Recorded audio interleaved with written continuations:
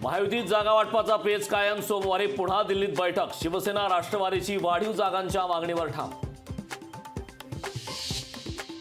14 किंवा 15 मार्चला लोकसभा निवडणुकीची घोषणा होण्याची शक्यता।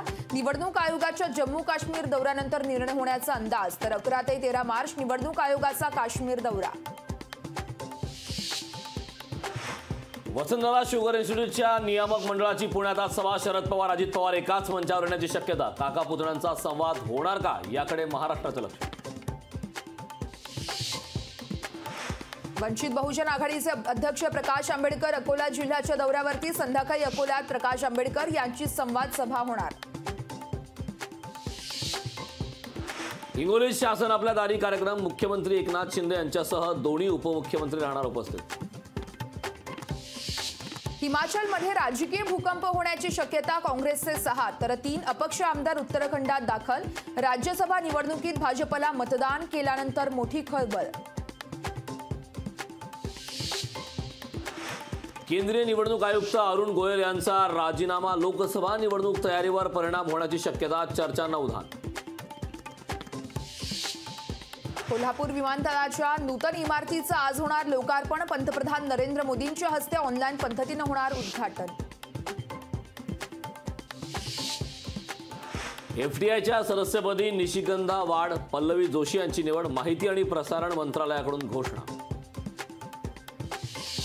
कोस्टल रोडच्या एका मार्गिकेचं उद्या होणार लोकार्पण। वरळी ते मरीन ड्राईव्ह मार्गिका होणार खुली। तर मुख्यमंत्री आणि उपमुख्यमंत्र्यांच्या उपस्थितीत होणार उद्घाटन।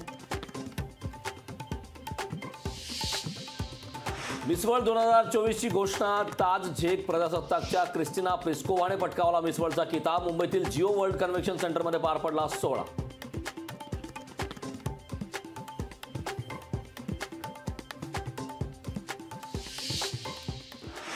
नमस्कार, गुड मॉर्निंग।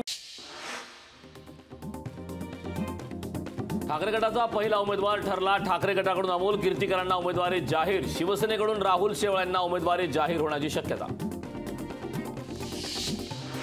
मुख्यमंत्री एकनाथ शिंदे आज कोल्हापूर जिल्ह्याच्या दौऱ्यावरती जाणार। विमानतळाच्या नूतन इमारतीचं उद्घाटन समारंभाला मुख्यमंत्री उपस्थित राहणार।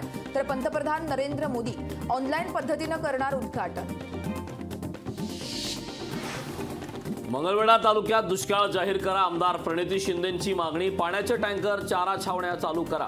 प्रणिती शिंदेंची मुख्यमंत्री, उपमुख्यमंत्री आणि ग्रामविकास मंत्र्यांकडे मागणी। एमएमआरडीएचा आर्थिक डोलारा डळमळीत। एमएमआरडीएच्या 20,000 कोटींच्या ठेवी संपल्या। अर्थसंकल्पीय तूट 7,468 कोटींवर। तर कर्जाचा बोजा 1,00,000 कोटींवर।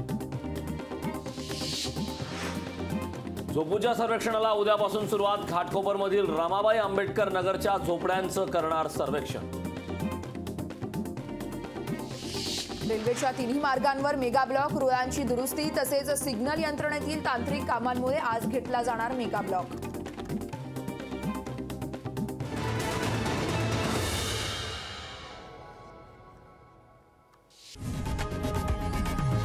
लोकशाही मराठी ऐका, पहा, जागरूक रहा।